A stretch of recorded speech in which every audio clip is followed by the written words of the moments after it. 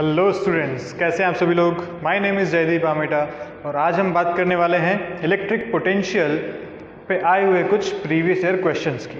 ठीक है, कुछ बच्चों के डाउट्स इसमें आ रहे थे कि सर पोटेंशियल के क्वेश्चंस नहीं बन रहे, तो हम बात करते हैं कुछ 2019 के क्वेश्चंस की जो बहुत ईजी हैं। हर टाइप का अपन एक एक क्वेश्चन लेंगे, देखते हैं कि क्वेश्चंस को कैसे पकड़ना है, क्या कैसे सॉल्व करना है उसे। ठीक है, तो चलिए फर्स्ट क्वेश्चन देखते हैं। 2019 का एक क्वेश्चन आया हुआ है। क्वेश्चन ऐसा लिखा हुआ था कि एक चार्ज A जिसका चार्ज Q है, Q गिवन आपको 1 माइक्रोकूलम, इज फिक्स्ड, बोला यहाँ फिक्स कर दिया। उससे 1 mm डिस्टेंस पे एक दूसरा चार्ज B जो कि चार्ज मैग्नीट्यूड सेम है, ये भी Q है, मास इसका दे रखा है 4 माइक्रोग्राम्स, ये यहाँ के ला के रख दिया 1 mm पे। अब बोला गया कि बताइए जब इस सिस्टम को रिलीज किया गया तो रिलीज होने पे क्या होगा। ये तो फिक्स्ड है, कहीं मूव नहीं होने वाला। ये मूव होगा, क्यों? क्योंकि दोनों पॉजिटिव चार्जेस हैं, इस पर रिपल्शन लग रहा होगा, रिपल्शन फोर्स की वजह से मूव होगा। तो पूछा आपसे कि जब ये मूव हुआ तो वेलोसिटी बताइए इस चार्ज की जब ये 9 mm डिस्टेंस पे है ए से। क्लियर है बात?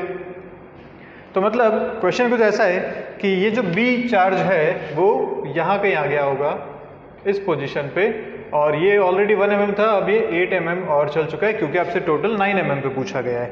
ठीक है, पूछा यहाँ पे इसकी वेलोसिटी। क्या करना चाहिए इस क्वेश्चन के लिए? भाई वेलोसिटी के लिए हमें, अगर आप बेसिक से देखें तो न्यूटन्स लॉज ऑफ मोशन में पढ़ा था हमने, तो वेलोसिटी वहीं से बात करी थी, v = u + at से, s = ut + ½ at² से। लेकिन यहाँ पे क्या एक्सेलरेशन कांस्टेंट रहेगा इसका? सोचो, एक्सेलरेशन किस वजह से होगा इस पे? क्या इस पे एक इलेक्ट्रोस्टैटिक फोर्स लग रहा है? यस, इस पे फोर्स लग रहा है इस डायरेक्शन में, Q × E, ये फोर्स लग रहा है। क्या ये E पूरे मोशन के लिए कांस्टेंट है क्या? E यहाँ से यहाँ तक या यहाँ से यहाँ तक कांस्टेंट रहेगा क्या? ऑब्वियसली नहीं। पॉइंट चार्ज की वजह से जो फील्ड होता है वो वेरी करता है डिस्टेंस के साथ, मतलब एक्सेलरेशन कांस्टेंट नहीं है। एक्सेलरेशन कांस्टेंट नहीं है तो अब या तो मैं एक्सेलरेशन लिखूँ, यहाँ से फिर dv/dt करूँ, या v dv/ds करूँ और उससे सॉल्व करूँ। एक तरीका तो वो है, किया जा सकता है, कोई खास बात नहीं है। पर उससे आसान तरीका एक और है अपने पास। कौन सा? हमेशा याद रखिए, जब भी कंजर्वेटिव फोर्स की आप क्वेश्चन सॉल्व करेंगे, एनर्जी कंजर्वेशन को मत भूलिए। एनर्जी कंजर्वेशन बहुत ही आसान टूल है आपको ये क्वेश्चन सॉल्व करने के लिए। देखो एनर्जी क्या क्या है यहाँ पे। तो सोचो शुरू में इनिशियल लेकर बात करें तो ये दोनों यहाँ पे रखे हुए हैं। जब रखे हुए हैं तो काइनेटिक एनर्जी तो जीरो है, जो भी होगी दो चार्जेस की पोटेंशियल एनर्जी होगी। क्या होती है पोटेंशियल एनर्जी दो चार्ज सिस्टम की? K Q1 Q2/R, remember? तो K Q1 Q2/R हम यहाँ से लिख सकते हैं initial potential energy. Then final energy, तो फाइनल एनर्जी क्या होगी? ये चल रहा है तो इसकी काइनेटिक एनर्जी 12 mv², और अभी भी ये और ये चार्ज जो यहाँ आ चुका है, इन दोनों चार्जेस की पोटेंशियल एनर्जी भी होगी। अब डिस्टेंस बढ़ गई है तो ऑब्वियसली पोटेंशियल एनर्जी चेंज हो जाएगी। तो अब हम नई पोटेंशियल एनर्जी लिखेंगे K Q1 Q2/9 mm², 9 mm, ठीक है, बाय R। तो इस तरीके से क्वेश्चन सॉल्व करना है। तो अब मैं पूरा बता ही चुका हूँ, अब अगर पॉज कीजिए, क्वेश्चन सॉल्व कीजिए, और मैं अब जब सॉल्व करूँ तो आंसर चेक कीजिए। पॉज करके एक बार क्वेश्चन सॉल्व करो। चलिए अब देखो, जल्दी से सॉल्व करते हैं इसे। तो लिखेंगे बाय एनर्जी कंजर्वेशन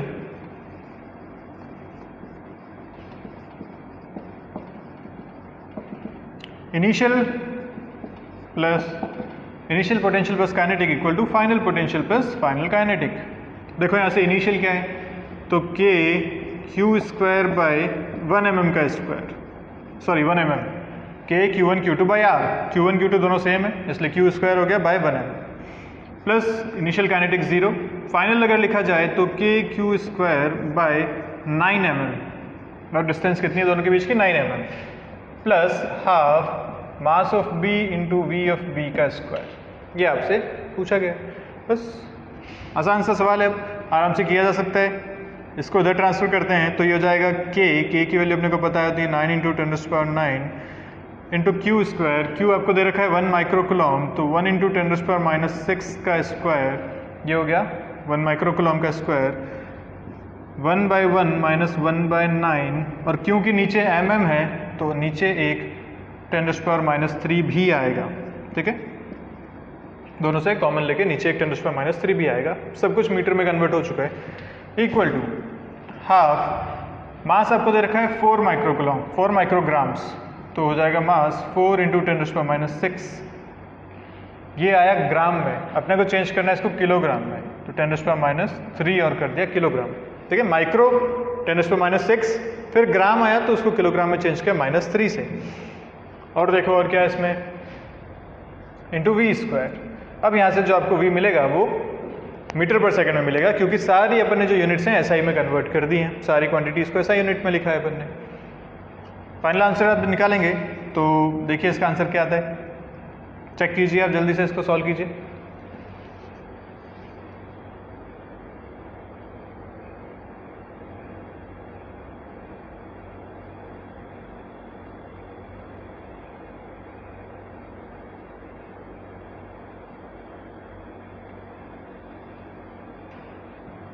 क्या है answer?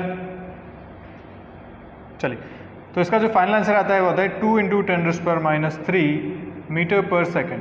This is your final answer. ठीक है, 4 × 10⁻⁶ से आएगा v², उसका वजन रूट लेंगे तो final answer will be 2 × 10⁻³ metre पर सेकेंड, नॉट -3, 2 × 10⁻³ मीटर पर सेकेंड।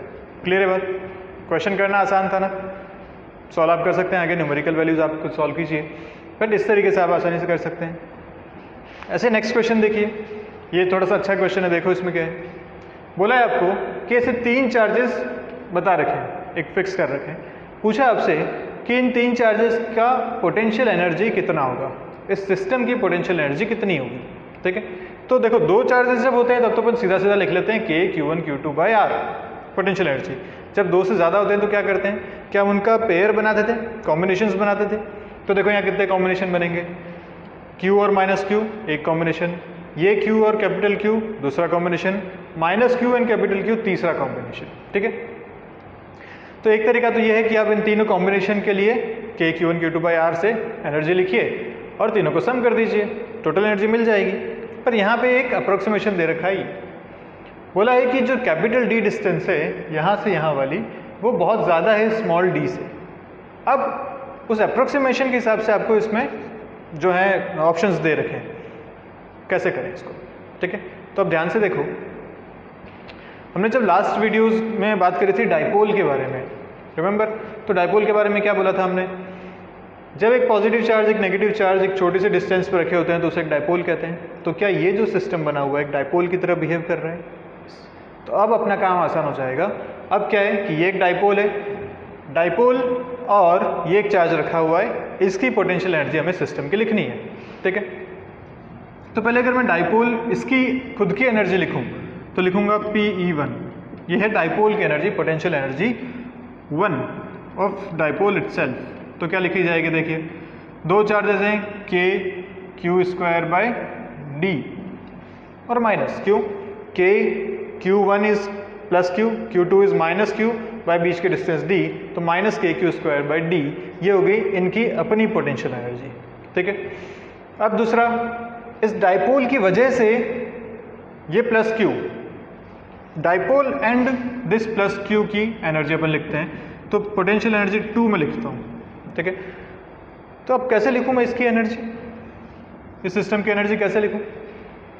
तो याद करो, हमने बात करी थी जब इलेक्ट्रोस्टैटिक्स में, तो हमने बोला था कि U = Q × V, potential energy equal to charge into potential at that point, है ना।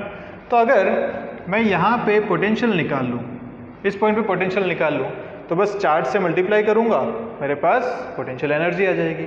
और पोटेंशियल तो तुम्हें पता ही है कि अगर एक डाइपोल होता है P, उसकी वजह से किसी डिस्टेंस पे एक्शियल पॉइंट पे पोटेंशियल कैसे लिखा जाता था, V = Kp/r²। Remember this, potential at the axial point of a dipole Kp/r²। तो यहाँ डिस्टेंस कितनी है, यहाँ जो डिस्टेंस आपको दे रखी है वो दे रखी है कैपिटल D, तो मैं लिखूंगा K/d²। P क्या होता था, डाइपोल मोमेंट। डाइपोल मोमेंट देखना कितना है यहाँ पे, charge into distance Q × D, this is dipole moment. तो ये आपके पास आया यहाँ का पोटेंशियल। अब अगर बात करें तो देखो, अच्छा एक बात और यहाँ पे कि यहाँ जो आपको माइनस चार्ज दे रखा है, तो अपना डाइपोल मोमेंट की डायरेक्शन क्या होती थी, माइनस से प्लस की तरफ। तो this is the dipole moment की डायरेक्शन, नेगेटिव से पॉजिटिव की तरफ। और अगर नेगेटिव वाले के आगे अपने को पोटेंशियल देखना होता था, तो मैंने उस दिन भी बोला था क्लास में आपको कि जब नेगेटिव चार्ज के पास वाले पॉइंट पे पोटेंशियल देखते हैं तो पोटेंशियल नेगेटिव आएगा, पॉजिटिव साइड वाले पे अगर देखेंगे पोटेंशियल तो पोटेंशियल पॉजिटिव आएगा। तो यहाँ अपन किस साइड देख रहे हैं, नेगेटिव के पास वाले पे देख रहे हैं, इसलिए पोटेंशियल आएगा नेगेटिव, तो लिखा जाएगा माइनस। अब अगर मैं एनर्जी लिखना चाहूँ तो लिखूंगा V इंटू क्यू, या लिख सकते हैं यहाँ से माइनस के Q Q by D square into D. ठीक है, तो ये आपका हो गया फाइनल टोटल पोटेंशियल एनर्जी। अगर पूछी गई है तो टोटल लिख सकते हैं potential energy 1 plus potential energy 2।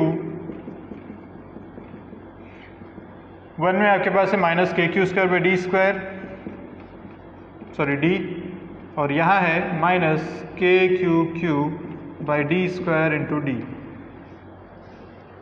ये आपका फाइनल आंसर है। इसमें जब ऑप्शन था तो उसमें के कॉमन ले रखा था, एक क्यू कॉमन ले लीजिए, यहाँ से बचा आपके पास क्यू बाई डी, और यहाँ से बचेगा आपके पास capital Q by D into.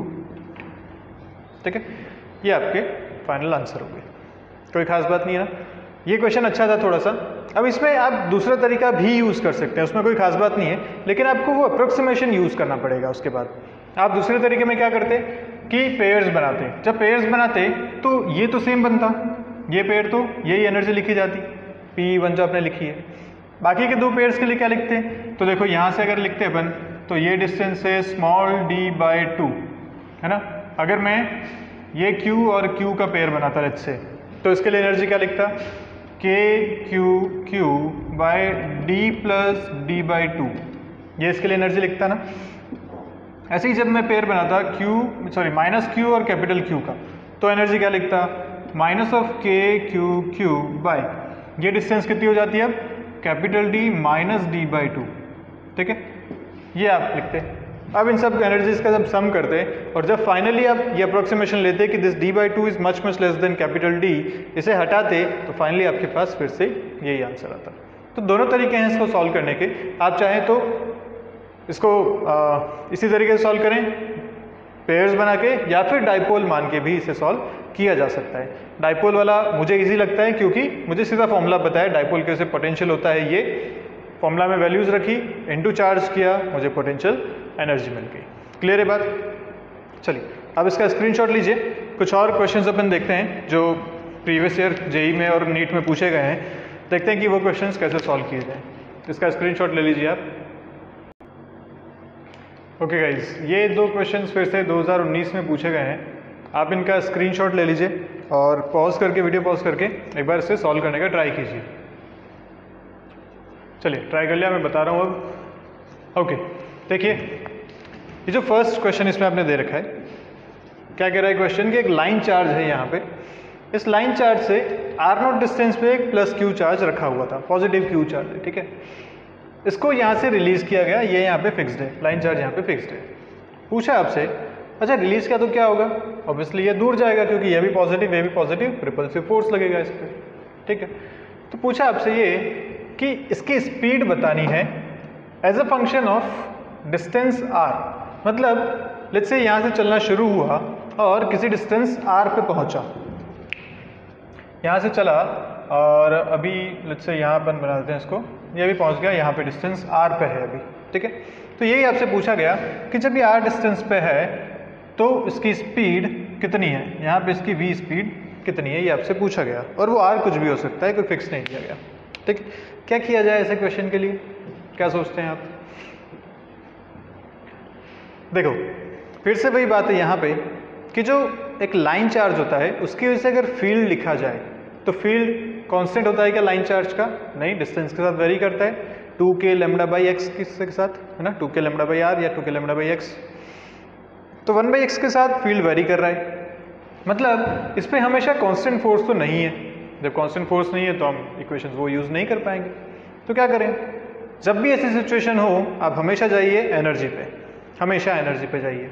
ठीक है, तो क्या होगा यहाँ पे एनर्जी की अगर बात की जाए तो एनर्जी जो भी इसको काइनेटिक एनर्जी मिलेगी वो किस वजह से मिलेगी, कौन देगा इसको काइनेटिक एनर्जी? क्या ये जो फोर्स इस पे लग रहा है, जो रिपल्सिव फोर्स इस पे लग रहा है, इसका जो वर्क डन है उसी की वजह से उसको काइनेटिक एनर्जी मिलेगी? बिल्कुल भाई। इसको चलाया किसने? इस रिपल्सिव फोर्स ने। कितनी एनर्जी मिली होगी? क्योंकि कहीं एनर्जी लॉस नहीं है, तो जितना वर्क डन इस फोर्स ने किया होगा उतनी तो उसके पास काइनेटिक एनर्जी आएगी। बस हो गया अपना काम।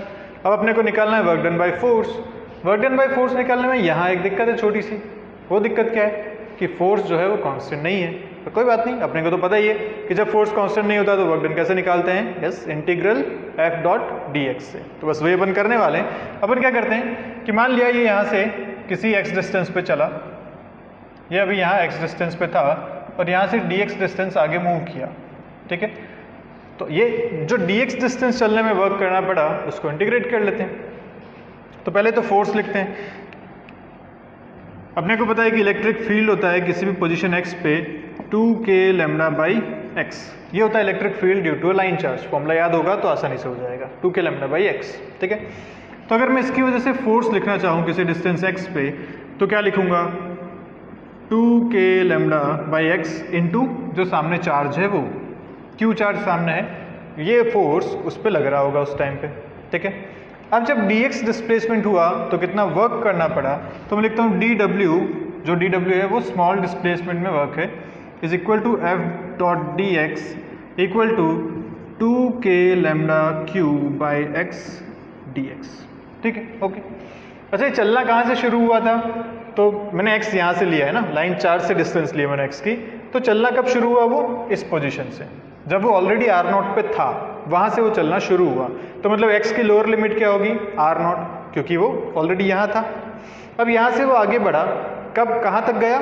तो अपने को बात करनी है r तक, है ना, अपने को r तक बात करनी है क्योंकि इसने r के साथ पूछा है फंक्शन। तो अपन मानते हैं कि किसी डिस्टेंस r पे है, वहाँ तक का वर्क अपन देख लेते हैं। तो r नॉट से r हो जाएगी अपनी लिमिट। तो अगर इसको इंटीग्रेट किया जाए तो लिमिट हो जाएगी r नॉट से r तक। यह आपको मिलेगा total work done in displacing this point charge from r naught to r, और जितना ये वर्क होगा क्या उतनी ही काइनेटिक एनर्जी इसमें आई होगी। चलिए देख लेते हैं वर्क कितना है। तो 2k लैम्डा q कांस्टेंट है, बाहर आ गए, 1/x इंटीग्रेशन जल्दी से ln x r नॉट से r, क्या रिलेशन बनेगा? 2k lambda q ln of r by r naught. Clear है? एक बार आप अपर लिमिट रखेंगे तो ln r बनेगा, लोअर लिमिट रखेंगे माइनस ln r नॉट बनेगा, ln a minus ln b is nothing but ln a by b, so ln r by r naught. Clear है? चलिए यहाँ तक पहुँच गए।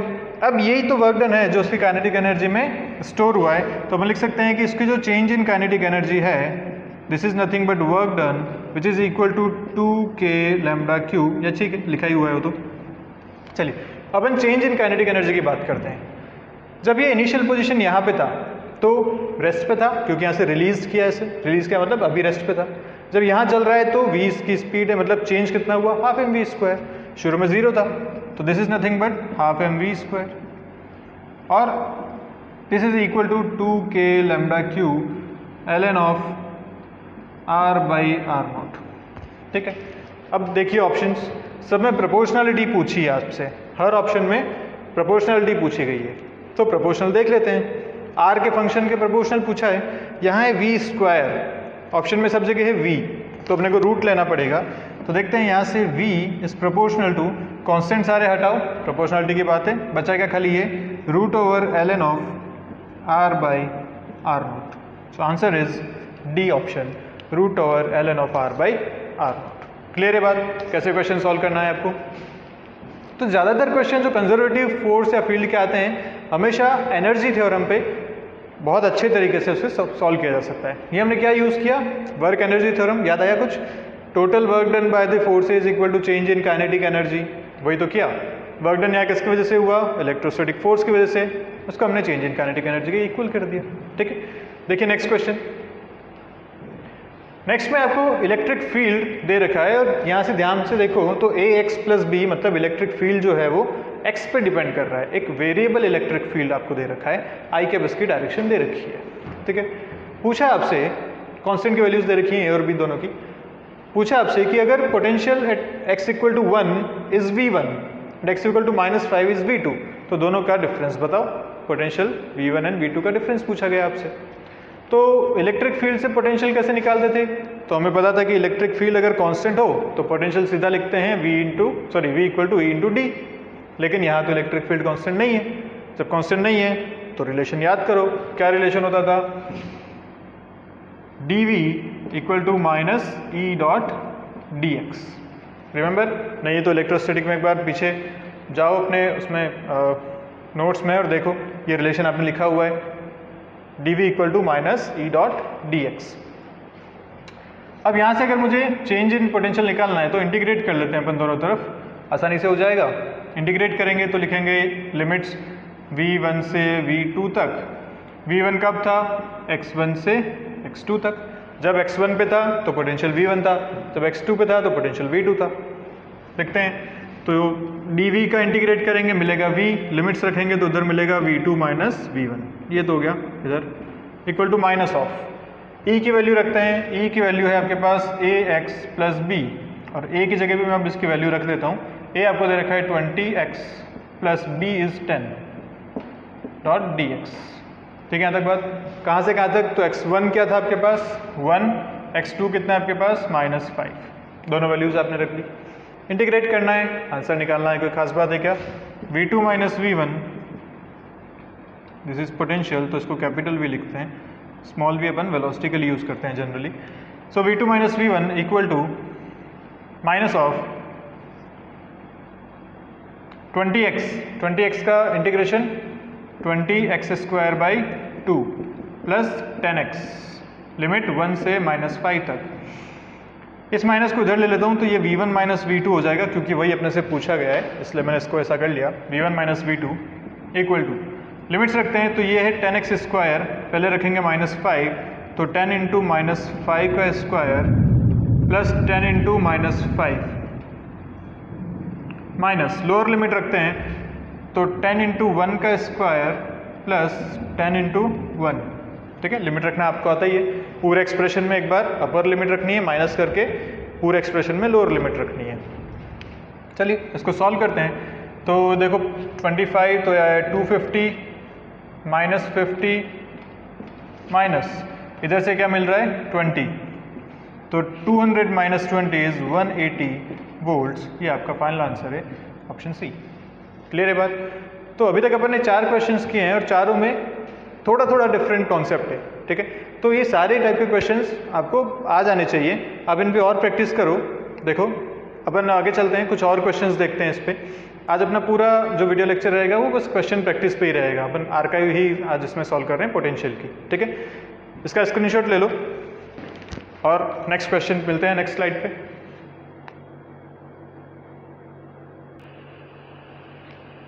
ओके, सो ये 2 क्वेश्चंस आपके पास और हैं। आप इन दोनों का स्क्रीनशॉट लीजिए, एक बार सॉल्व करने का कोशिश कीजिए, फिर देखते हैं अपन कैसे करना है इसे। जो फर्स्ट क्वेश्चन है उसमें आपको 4 पॉइंट्स पे 4 चार्ज रखे हुए दे रखे हैं और पूछा है कि अगर ओरिजिन पे एक 5वां चार्ज ला के रखा जाए तो कितना वर्क करना पड़ेगा इस चार्ज को यहाँ रखने में। ठीक है, और जो नेक्स्ट क्वेश्चन है वो ये कह रहा है कि 3 कॉन्सेंट्रिक शेल्स हैं और उन तीनों पे एक टोटल Q चार्ज को इस तरीके से दिया गया है कि तीनों की जो सरफेस चार्ज डेंसिटीज हैं सिग्मा वो इक्वल है। तो पूछा गया आपसे कि अगर सबसे अंदर वाले शेल के अंदर एक पॉइंट है P जिसके रेडियस R दे रखी, डिस्टेंस R है और R is less than A है, तो पूछा है कि total potential at that point P कितना होगा। क्लियर है बात? तो चलिए मैं सॉल्व करता हूँ। देखिए जो फर्स्ट आपको क्वेश्चन दे रखा है वो तो मेरे को लगता है कि काफ़ी लोगों ने कर भी लिया होगा, बहुत आसान क्वेश्चन है। क्या बोल रखा है कि एक पॉइंट पे आपको एक चार्ज लाके रखना है, उसके आसपास 4 चार्जेस दे रखे हैं। तो सोचो तुम कि कितना वर्क करना पड़ता है। तो हम पहले ही बात कर चुके हैं, पिछले क्वेश्चन में भी बात करी थी कि जब वर्क की बात आती है तो वर्क डन क्यों करना पड़ता है? जो पोटेंशियल एनर्जी में चेंज आएगा उसके लिए। और चेंज इन पोटेंशियल एनर्जी कैसे लिख सकते हैं? तो सीधा सीधा हिसाब है वर्क डन इक्वल टू जो वहाँ का पोटेंशियल है इनटू जो चार्ज वहाँ लेके आना है, उतना ही वर्क आपको करना पड़ता है। ठीक है, तो अपन इसको सिस्टम बना लेते हैं। कोऑर्डिनेट सिस्टम देखो कैसा है ये। फर्स्ट पॉइंट आपको दे रखा है 0,2, ये हो गया 0,2, ये डिस्टेंस 2 हो गई। Second point 4,2, this is 4,2। ठीक है, ये डिस्टेंस हो गई आपकी 4। अगेन ये डिस्टेंस इज 2, ठीक है। थर्ड पॉइंट आपको दे रखा है 4, -2, मतलब यहाँ पे दे रखा है, ओके, ये डिस्टेंस भी हो गई 2। और फोर्थ पॉइंट है 0, -2, अच्छा ये तो बिल्कुल एक रेक्टेंगल ही बना दिया है, चलिए बहुत बढ़िया। रेक्टेंगल क्या है, तो स्क्वायर ही बन गया है, ठीक है। तो ये डिस्टेंस भी हो गई आपके पास 2, हर जगह एक क्यू चार्ज आपने रखा हुआ है, ओके। अब आपको पूछा गया कि एक फिफ्थ चार्ज आपने लाके रखा ओरिजिन पे, तो ओरिजिन मतलब यहाँ एक पांचवा चार्ज आपको रखना है क्यू। तो सोचो कि जो ऑलरेडी यहाँ का पोटेंशियल है उस पॉइंट पे अगर मैं एक चार्ज लाके रखता हूँ तो मुझे वर्क कितना पड़ेगा, work equal to q into v at origin, potential at origin के बराबर इंटू क्यू के बराबर मुझे वर्क करना पड़ेगा। तो पोटेंशियल एट ऑरिजिन कैसे निकाला जाए, तो ये जो चार चार्जेस हैं यहाँ पे सराउंडिंग में, उन सब की वजह से पोटेंशियल यहाँ पे लिख लें, क्योंकि पोटेंशियल स्केलर क्वांटिटी है, हर एक चार्ज के इंडिविजुअल पोटेंशियल को ऐड किया जा सकता है। तो अपन सबकी वजह से पोटेंशियल लिखें तो डिस्टेंस चाहिए, तो ये डिस्टेंस पता है, ये डिस्टेंस भी पता है, ये डिस्टेंस देख लेते हैं कितनी आएगी। This distance will be √4² + 2² which is √20। ऐसे ही ये डिस्टेंस भी आएगी आपको √20 क्योंकि सेम है, ठीक है। तो √20 दोनों डिस्टेंसेज आ गई हैं, लिखना शुरू करते हैं। नाम दे दो, दिस पॉइंट इज 1, 2, 3 एंड 4। तो v at origin will be v due to 1 + 2 + 3 + 4। इन चारों की वजह से जो पोटेंशियल होगा वो ऑरिजिन पे होगा। 1 की वजह से अगर लिखें तो k³ बाई डिस्टेंस है 2, 2 की वजह से लिखें तो डिस्टेंस है √20, 3 की वजह से डिस्टेंस √20, 4th की वजह से डिस्टेंस 2, ओके। एलसीएम या ऐसे ही सॉल्व कर लेते हैं इसे, तो KQ आ गया कॉमन, अंदर आया 1 + 2/√20, 2/√20 को लिखा जा सकता है 1/√5, ठीक है। √20 को मैंने उसमें से 4 बाहर ले लिया तो अंदर बचा √5, 4 बाहर आया तो 2 बन के बाहर आएगा क्योंकि रूट्स आया, 2 से 2 कैंसिल, बचा 1/√5। तो KQ 1 + 1/√5 ये आपके पास आ गया पोटेंशियल एट ऑरिजिन। अब आपको पूछा था वर्क डन, तो वर्क डन क्या हो जाएगा, Q इंटू V0, तो गिवन विल बी Q0 या 1 + 1/√5। This is your final answer, ठीक है। कोई खास बात इसमें नहीं, आसानी से हो जाएगा। तो जब भी इस टाइप के क्वेश्चन है कि आपको चार्जेस दे रखे हैं, उनकी लोकेशन दे रखी है और किसी एक पॉइंट पे पूछा गया कि नेट पोटेंशियल बताइए, या फिर पूछा गया कि कितना वर्क करना पड़ेगा, पोटेंशियल एनर्जी पूछ ली गई तो अब तो अपने को पेयर्स बनाने पड़ेंगे। वर्क पूछा गया तो नेट पोटेंशियल निकालिए उस पॉइंट पे, इनटू जो चार्ज लाना है वो कर दीजिए, वर्क मिल जाएगा। आइए सेकंड क्वेश्चन पे चलते हैं। ये एक अच्छा क्वेश्चन है, इसमें आपको बोला गया, तो इसमें देखो बहुत सारे इंपॉर्टेंट एस्पेक्ट क्या है इसके।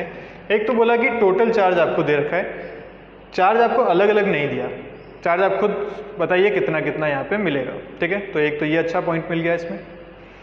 दूसरी बात बोली है कि यहाँ पे अंदर वाले किसी पॉइंट पे आपको पोटेंशियल पूछा है, मतलब आपको पोटेंशियल ड्यू टू शेल का फॉर्मूला भी पता होना चाहिए।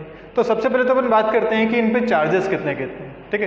तो जो A रेडियस है वो A नाम देता हूँ मैं इन सबको, ये A नाम हो गया, ये B शेल हो गया, C शेल हो गया, ठीक है। तो QA QB QC अपन लिखने वाले हैं, ओके। अब तो मुझे बताओ कि जो सरफेस चार्ज डेंसिटी इसने बोला है, मतलब sigma A = sigma B = sigma C इसने बोल रखा है, ठीक है। सरफेस चार्ज डेंसिटी तीनों की इक्वल है। क्या होता है सरफेस चार्ज डेंसिटी फॉर्मूला, जो उस पे चार्ज है डिवाइडेड बाय उसका सरफेस एरिया। तो मैं लिखूंगा लेट्स से QA चार्ज है तो QA/4πr², r is nothing but A। यहाँ लिखेंगे तो QB/4πb², और यहाँ लिखेंगे तो लिखेंगे 4πc², ठीक है। ये आपका हो जाएगा एक एक्सप्रेशन। अच्छा, अगर मैं इनका रेशियो लिखना चाहूँ तो देखो, अगर मैं इसको एक किसी कांस्टेंट k के बराबर लिख दूँ तो ध्यान से देखना, QA को क्या लिखूंगा k × 4πa², ऐसे QB को क्या लिखूंगा k × 4πb², QC को क्या लिखूंगा k × 4πc²। अगर इनका रेशियो लेता हूँ तो देखो QA जो आया था वो a² के प्रोपोर्शनल आ रहा था, QB b² के प्रोपोर्शनल आ रहा था, और QC c² के प्रोपोर्शनल आ रहा था।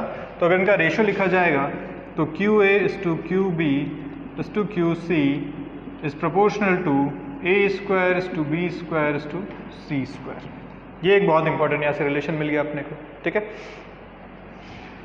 टोटल चार्ज कितना था Q, तो रेशियो डिवाइड करना आता है आपको। अगर मुझे क्यू ए निकालना है तो मैं क्या करूँगा, टोटल चार्ज को डिस्ट्रीब्यूट करना है ना, तो इसका ratio divided by total ratio into जो क्वांटिटी आपको डिस्ट्रीब्यूट करनी है वो क्यू डिस्ट्रीब्यूट करना था, तो ये आपके पास आया Q A.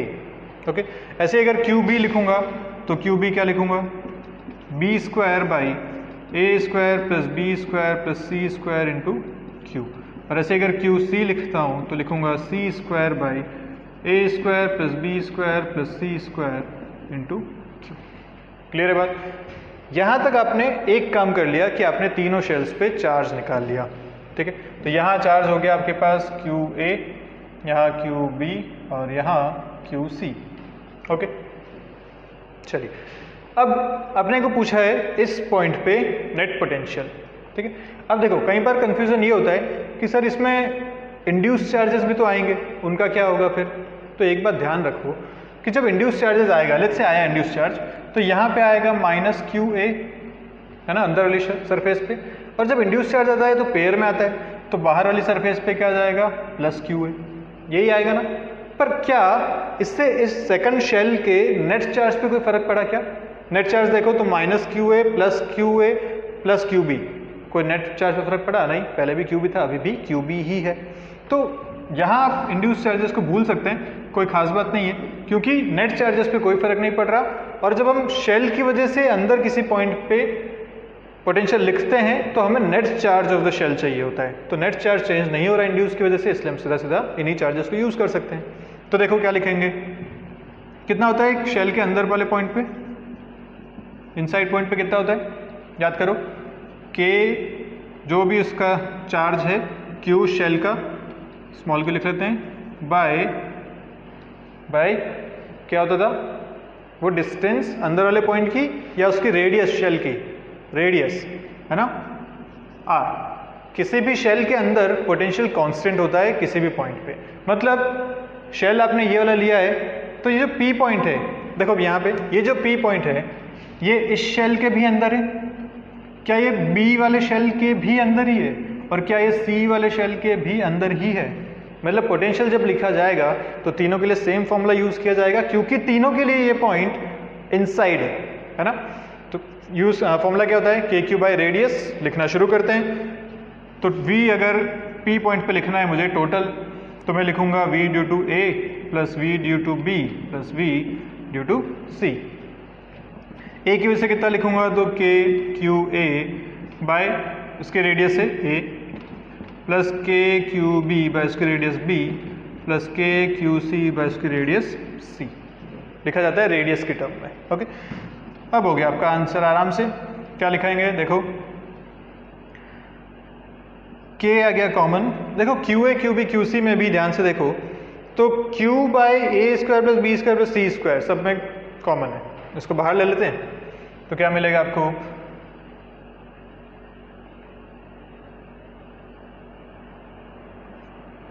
q by A square plus B square plus C square. ये तो मैंने ले लिया कॉमन सबसे, ठीक है, q a q b q c में से कॉमन ले लिया। अब क्या क्या बचा आपके पास, तो यहाँ पे आपके पास आएगा नीचे डिवाइड में a है और यहाँ से a स्क्वायर बचा, तो a square by a plus B square by b plus C square by. Clear है? फिर से बता देता हूँ एक बार, देखो ये नीचे वाली जो डिनोमिनेटर टर्म है वो तो पूरी की पूरी कॉमन आ जाएगी सब में से, क्योंकि q a q b q b q c तीनों ऐड हो रहे हैं। अंदर क्या क्या बचेगा, तो क्यू ए की जो न्यूमरेटर टर्म है विच इज ए स्क्वायर, देखो क्यू भी सब में से कॉमन आ गया था, ए स्क्वायर और यहाँ अंदर है ए तो ए स्क्वायर बाई ए। यहाँ ऊपर बचा बी स्क्वायर, नीचे है बी, ये लिखा है। यहाँ ऊपर बचा सी स्क्वायर, नीचे है सी, ये लिखा है।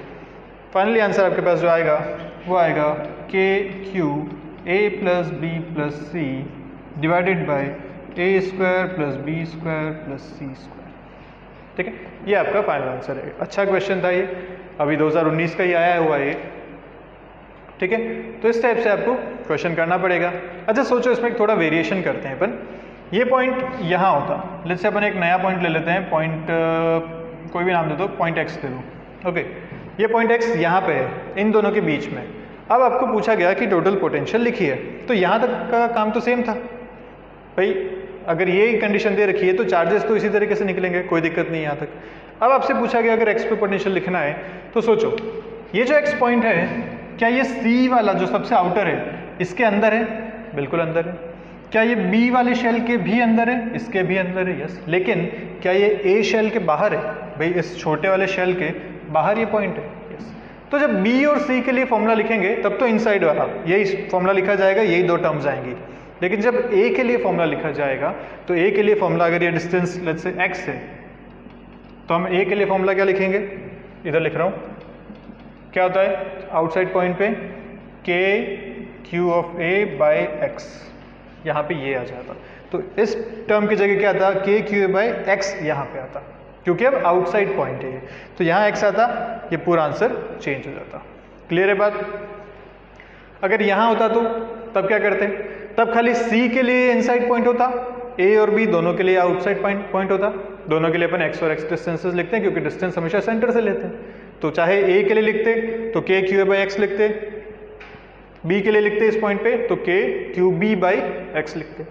क्लियर है बात? C के लिए इनसाइड ही लिखते तो रेडियस लिखे जाती डिनोमिनेटर में। इस टाइप से आपको सारे क्वेश्चंस करने। आई होप ये क्लियर है, ठीक है। इसका स्क्रीनशॉट ले लीजिए, मिलते हैं नेक्स्ट क्वेश्चंस के लिए।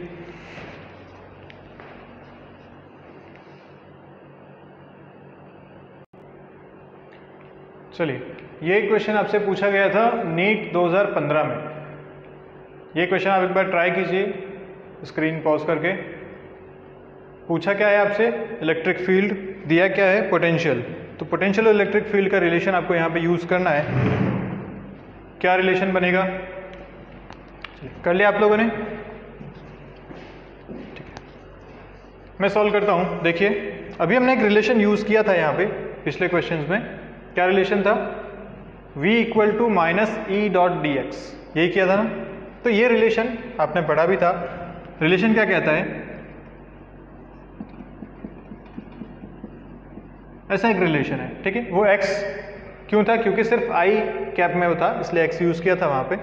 ये रिलेशन है v equal to minus E dot d r या dv equal to minus E dot d r, ठीक है। अगर मुझे यहाँ से इलेक्ट्रिक फील्ड निकालना है तो उसको मैं क्या लिख सकता हूँ? Minus of d v by d r, ऐसा लिखा जाएगा, ठीक है। अब पर ध्यान से देखो तो what is r? R denote करता है एक्स वाई जेड तीनों को। तो इलेक्ट्रिक फील्ड एक वेक्टर क्वांटिटी है, पोटेंशियल एक स्केलर क्वांटिटी है। स्केलर से जब आप वेक्टर क्वांटिटी में कन्वर्ट करते हैं तो डिफरेंशिएशन का तरीका होता है, वो होता है ये partial differentiation, del by del x of v i cap, del by del y of v j cap and del by del z of v k cap. ये तरीका है इसको सॉल्व करने का, ठीक है। तो del v by del r ये पूरी क्वांटिटी है बेसिकली। तो डिफरेंशिएशन क्या करना है? पहले पार्शियली डिफरेंशिएट करना है एक्स के रेस्पेक्ट में पूरे v को, मतलब इस पूरी इक्वेशन को, फिर y के साथ पार्शियली, फिर z के साथ partially. What is partial differentiation? जिसमें अगर x के साथ कर रहे हैं तो बाकी सारे जो वेरिएबल्स हैं वो कांस्टेंट हो जाएंगे। मतलब इस पूरी क्वांटिटी को, पूरी इक्वेशन को अगर मैं x के साथ डिफरेंशिएट करता हूँ तो y और z को मुझे एज अ कांस्टेंट ट्रीट करना है, ठीक है। इसको कहते हैं पार्शियल डिफरेंशिएशन। तो करिए, चलिए देखते हैं क्या करेंगे। लिखता हूँ माइनस ऑफ, पहले इस पूरी इक्वेशन को x के साथ पार्शियली डिफरेंशिएट करते हैं। तो देखो फर्स्ट इक्वेशन, फर्स्ट टर्म में x है, बिल्कुल 6 और y दोनों कैसे कंसिडर होंगे? As a constant. तो 6 एंड y कांस्टेंट है, बाहर आ जाते हैं डिफरेंशिएशन से हमेशा। और x का डिफरेंशिएशन कितना होता है? 1। तो फर्स्ट टर्म अपने को क्या मिल गई? 6y। ये बात क्लियर? सेकंड टर्म y क्या है अपने लिए? अभी अपन x के साथ डिफरेंशिएट कर रहे हैं ना इसको। y क्या है? कांस्टेंट। तो ये कितना हो जाएगा? 0। ऐसे y और z ये दोनों भी कांस्टेंट कंसिडर किए जाएंगे, ये भी हो गए 0। तो ये पूरा जो टर्म बना आपका बना आई कैप में x के साथ पार्शियल डिफरेंशिएट करके। अब सेकंड जो पार्शियल डिफरेंशिएशन है वो y के साथ है, ये वाली बात अपन कर रहे हैं। तो y के साथ जब इसको डिफरेंशिएट करते हैं, फिर से आते हैं यहाँ पे, तो अब 6 और x ये दोनों कहलाएंगे कांस्टेंट और y का डिफरेंशिएशन होता है 1। तो अब कितना हो जाएगा? 6x। यहाँ पे माइनस y का डिफरेंशिएशन y के साथ 1। यहाँ पे 2 और z ये दोनों हो जाएंगे आपके कांस्टेंट, बचा खाली y का डिफ्रेंशिएशन होता है 1, तो ये हो जाएगा प्लस 2z जे कैप। ऐसे ही अब z के साथ अपन डिफ्रेंशिएट करते हैं इसको, तो फर्स्ट में कोई z नहीं है, सारी चीज़ें कांस्टेंट 0, सेकंड में कोई z नहीं है 0, थर्ड में z है तो बाकी दोनों कांस्टेंट कहलाएंगे 2y और z का होता है 1, तो हो गया ख़त्म k कैप।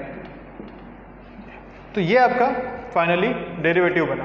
अब क्या करना है, अब तो अपने को सीधा सीधा पूछा कहाँ पे आपको, एट पॉइंट 1,1,0 रख देते हैं, x की जगह 1, y की जगह भी 1 और z की जगह 0 रखते हैं। तो यहाँ पे अपने पास क्या है 6y, तो 6 इंटू वाई कितना है 1 I cap, plus 6 into X, X कितना है 1 माइनस 1 प्लस 2 इंटू जेड कितना है 0 जे कैप, प्लस 0 0 कोई मतलब नहीं है 2 इंटू वाई, वाई इज 1 के कैप। ये अपन ने वैल्यू रख दी यहाँ से एक्स वाई जेड की। देखो फाइनल आंसर क्या आता है, तो माइनस तो बाहर है ही, इधर से आया आपके पास 6 आई कैप, यहाँ से आपके पास आया 6 माइनस 1 5, ये तो हो गया 0, तो प्लस 5 जे कैप, यहाँ से आपके पास आया 2 के कैप। देखो आंसर क्या बन रहा है, minus of 6 I cap plus 5 J cap plus 2 के cap, D is your answer. ठीक है, तो ये क्वेश्चन जेई और नीट दोनों में पूछा जा सकता है। जेई में बहुत आसान अगर पूछना होगा तो ऐसा क्वेश्चन पूछ लेगा, कोई खास बात नहीं है, डिफ्रेंशिएशन करना है, बस वैल्यू रखनी है। डिफ्रेंशिएशन में ये ध्यान रखना है आपको कि पार्शियल डिफ्रेंशिएशन करना पड़ेगा, ये रिलेशन बहुत इंपॉर्टेंट है, ये हमेशा याद रखना। ये अगर इलेक्ट्रिक फील्ड कांस्टेंट होता है तो सीधा सीधा लेंथ से मल्टीप्लाई कर देते हैं, पोटेंशियल डिफरेंस मिल जाता है। अगर कांस्टेंट नहीं है तो डेरिवेटिव फॉर्म में इसको किया जाता है। ठीक है, तो चलिए आज का वीडियो यहीं खत्म करते हैं। पोटेंशियल पे ये सारे आर्काइव के क्वेश्चन हमने किए थे, और भी अगर आपको कोई डाउट है तो आप मुझसे पर्सनली पूछ सकते हैं। मिलते हैं अपन नेक्स्ट वीडियो में, तब तक पढ़ते रहिए और बाय बाय।